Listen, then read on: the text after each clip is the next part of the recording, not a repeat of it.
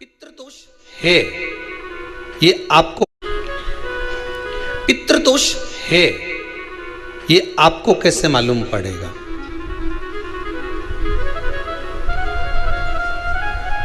पितृ भूखे हैं, इसका तो वर्णन हमने पहले कर दिया कि रात्रि को जब आप सोने के बाद में 1-1.5 घंटे बाद अगर आपकी नींद खुल जाए, 1 घंटा 1.5 घंटा आप सो लिए, उसके बाद जो नींद खुली तो 1-1.5 घंटे तक अगर आपको नींद नहीं आ रही है, रात्रि को सोने के बाद में 1 घंटे बाद जब उठे तो आपको प्यास लग गई, भूख लगने लगी, प्यास लगने लगी कि मेरे को पानी पीना पड़ेगा, घबराहट हो रही, पानी पीना पड़ेगा।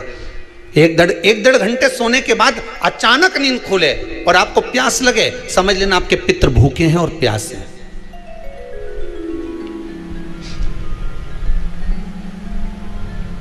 वो भूखे और प्यासे हैं, उनको जल की जरूरत है।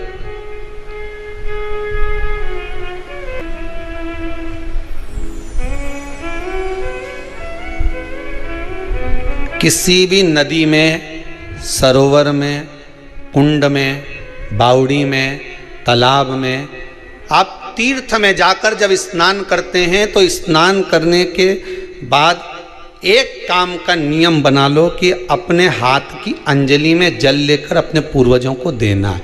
प्यासे रहते हैं, भाग मांगते हैं।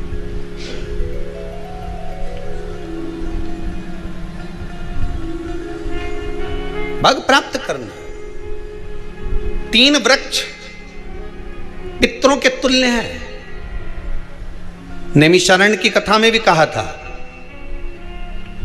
3 वृक्ष पितरों के तुल्य हैं। पहला पीपल, दूसरा बट वृक्ष, तीसरा बेलपत्र का वृक्ष। ये पितरों के तुल्य हैं। अगर आपको रात्रि में नींद नहीं आ रही है, ऐसा लगता है कि रात्रि को 1 घंटा 1.5 घंटा सोने के बाद कुछ गलत गलत विचार आने लगते हैं, नींद सुबह 3 बजे तक 4 बजे तक नहीं आती, 4 बजे के बाद फिर नींद आती है, तो एक प्रैक्टिकल जरूर कर देखना। एक प्रैक्टिकल करने में क्या जाता है, प्रयास करने में क्या कुछ जाता है क्या? प्रैक्टिकल कर देखना कि कहीं सियोर वाला महाराज झूठ तो नहीं बोल रहा, तो प्रैक्टिकल करने में कुछ नहीं जाए।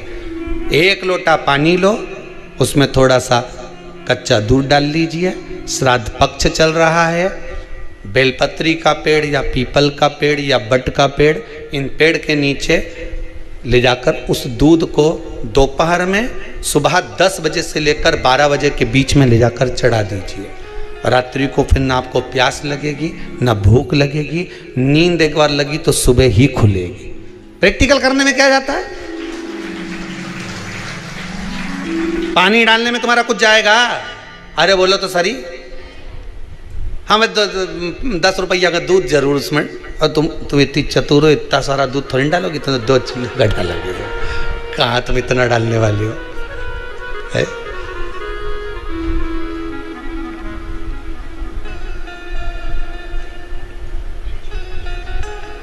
कहा बहुत चतुर लोग हो रहे संसार में हो।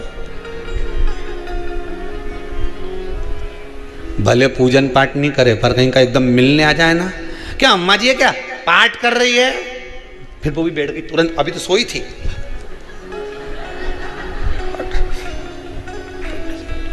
तुरंत। क्यों पंडित जी हैं क्या, उनसे थोड़ा सा काम है, अभी माला जप रहे हैं, मालूम पड़े पंडित जी तो आराम से सेव फल खा रहे थे।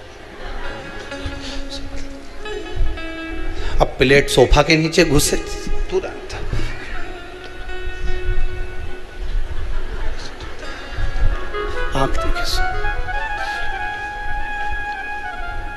प्रैक्टिकल करने में क्या जाता है? कुछ भी नहीं बिगड़ेगा, ये तो बस जल डालोगे तुम्हारा ही कुछ अच्छा हो सकता है, बाबा की कृपा है।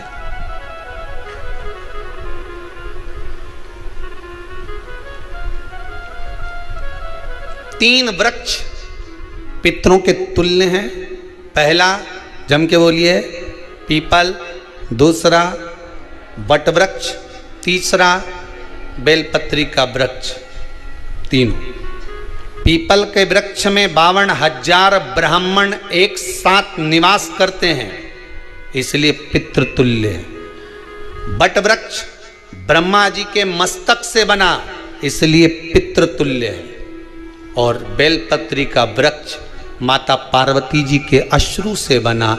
जब आंसू गिरे थे माता जगत जननी जगदम्बा पार्वती के, उस समय पर पितृलोक में हलचल उत्पन्न हो गई थी। हमारी नातिन की आंख में आंसू कैसे आ गए? मैनावती की पुत्री है,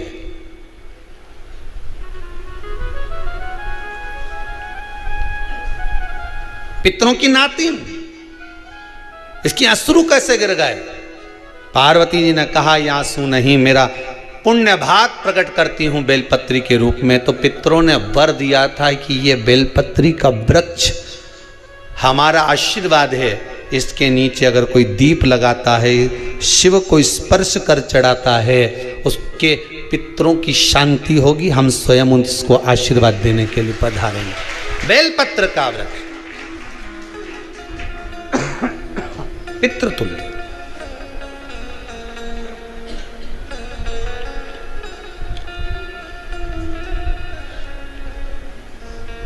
तो रात्रि को अगर भूख लग रही है, प्यास लग रही है, तो पितृदोष है। दूसरा पितृदोष का लक्षण बताया, घर में कोई शुभ कार्य ना हो, वंश की वृद्धि ना हो। 1 रुपये कमाओ, 1.25 रुपये खर्च हो रहे हैं, पैसा 10 जगह से कमाई आ रही है पर घर में टिक नहीं पा रही है, आया गया, पितृदोष है। जरा सी कटोरी पड़ी है, उसके पीछे विवाद चालू हो जाए, पानी ढुल गया उसके पीछे विवाद हो जाए, या छोटी छोटी बात में घर में क्लेश मचा हुआ है, पितृदोष है। समझ लो हमारे पूर्वज हमसे खुश नहीं है, प्रसन्न नहीं। कोई कहता है गुरुजी श्राद्ध बड़े बेटे को करना चाहिए कि छोटे को करना चाहिए?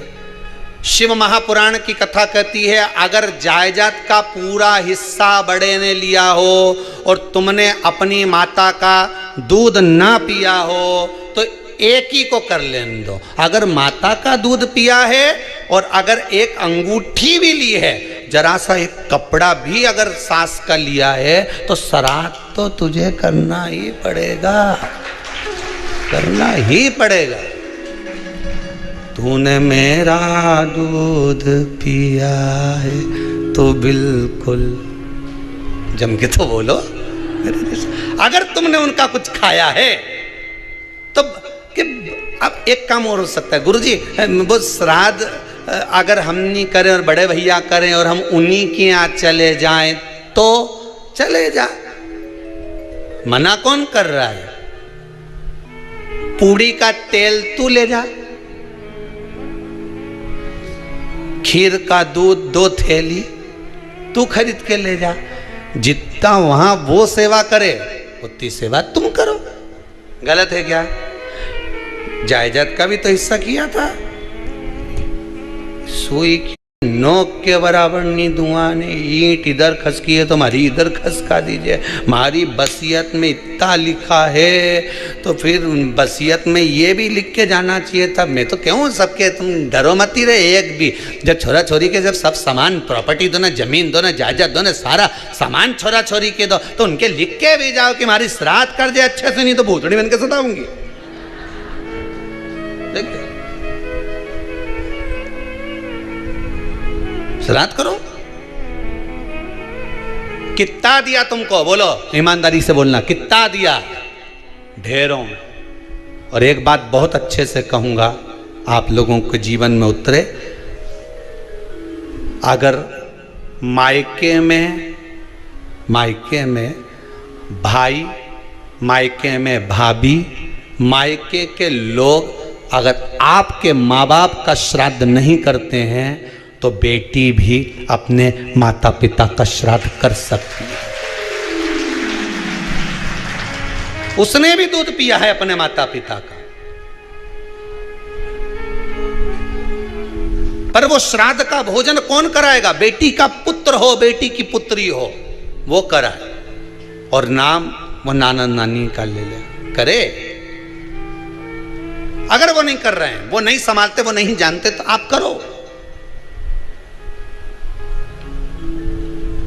तो करे। 2 भाग होते हैं। जब एक रोटी गाय के मुख में दी जाती है। गाय के मुख में जब हम रोटी देते हैं, एक रोटी जब देते हैं, या तो गाय के मुख में 16 श्राद्ध में जब रोटी देते हैं तो रोटी को बीच में से तोड़कर, रोटी का जो भाग होता है उसको, मतलब ऊपर से फुलका का परत नहीं निकालना है। रोटी जो सीधी सीधी है ना, जैसे ये रोटी है तो इसको बीच में से तोड़ लिया, 2 भाग विभाजित कर लिया, नीचे वाले भाग में भी थोड़ा सा गुड़ शक्कर रख लिया, ऊपर वाले भाग में भी गुड़ शक्कर रख लिया, एक के ऊपर एक रोटी को रख लिया, वो गाय को दी। तो अपन श्राद्ध पक्ष में 2 पूड़ी का प्रमाण है कि गाय को 2 रोटी दी जाती है, कुत्ता को 2 रोटी दी जाती है।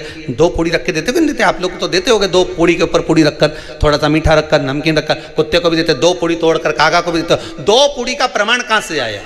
2 भाग रोटी के टुकड़े का प्रमाण कहां से आया? श्राद्ध पक्ष में ही ऐसा क्यों किया जाता है? बाकी के समय पर तो कोई ऐसा 2 पूड़ी का प्रमाण ही नहीं, पर श्राद्ध पक्ष में ये क्यों कहा जाता है कि पूड़ी के ऊपर पूड़ी रख दे, उसमें मीठा रख दे, खीर शक्कर रख दे, गाय को दिया, कुत्ते को दिया, कागा को दिया, ऐसे क्यों कहा जाता है?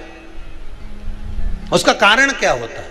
उसका केवल एक कारण है, जो नारी ने भोजन का निर्माण करा है, जो घर की बहू भोजन बनाई है, जो घर की बेटी ने भोजन बनाया है, घर की माता ने भोजन बनाया है।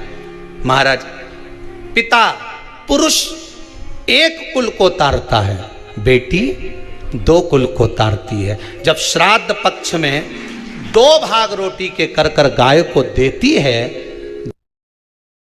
तो 1 भाग तो उसके ससुराल वालों को मिलता है।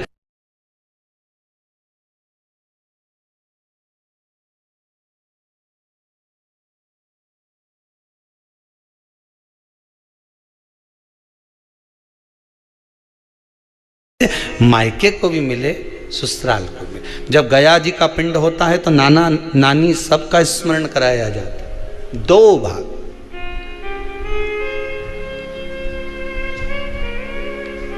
पुण्यता प्राप्त। अब लोगों को मालूम तो है नहीं कि 2 पूड़ी क्यों रखते हैं, उसका कारण वर्णित है शास्त्रों। दोनों पक्ष तारने के लिए, दोनों पक्ष का स्मरण कराने के लिए। महाराज, बिंदु प्रेत योनि में पड़ा, चंचुला देवी उनके मोक्ष का प्रयोजन कर रही है, प्रयास कर रही। क्या करा जाए कि इनको मोक्ष मिल जाए?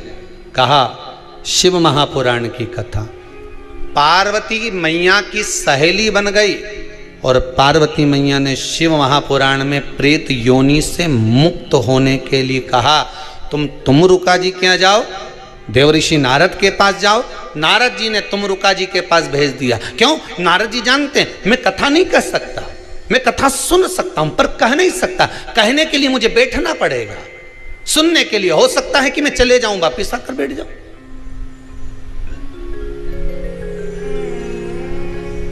तुमरुका जी से कहा कथा कह दोगे? हाँ, कहने में क्या दिक्कत है? मेरे पति को प्रेत योनि से मुक्त करना है। तुमरुका जी बोलते हैं केवल तुम्हारा पति प्रेत योनि से मुक्त नहीं होगा।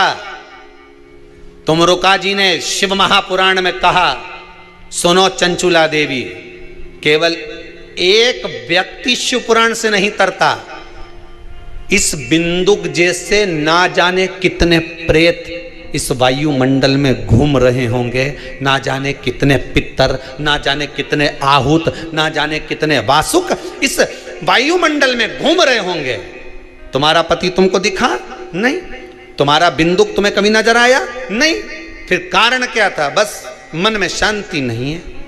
घर में सारा सुख है पर हृदय में शांति नहीं, समझ लो पितृदोष है। क्या करा जाए? फिर क्या करोगे? महाराज, हृदय शांति है, हृदय में शांति। केवल एक अकेला बिंदुक शिव महापुराण की कथा सुनकर नहीं तरेगा।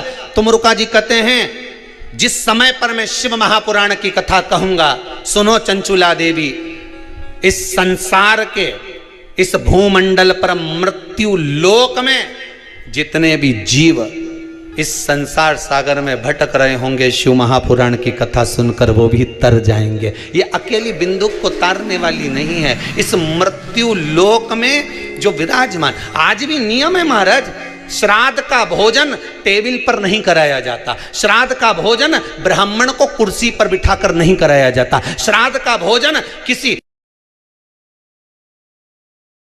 जाता। श्राद्ध का भोजन आज भी प्रमाण है कि ब्राह्मण के लिए भूमि पर आसन लगना चाहिए और जमीन पर बैठकर कराना चाहिए।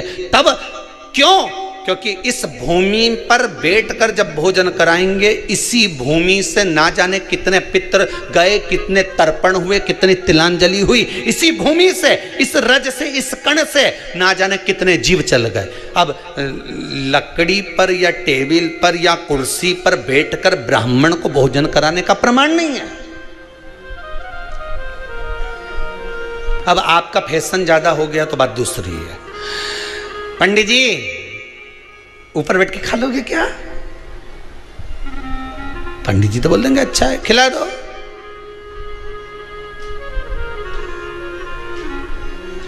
ऊपर बैठ के क्यों? वो झुकने में थोड़ी सी कमर लचक जाए, क्योंकि खीर परसेगी तो झुकना पड़ेगा।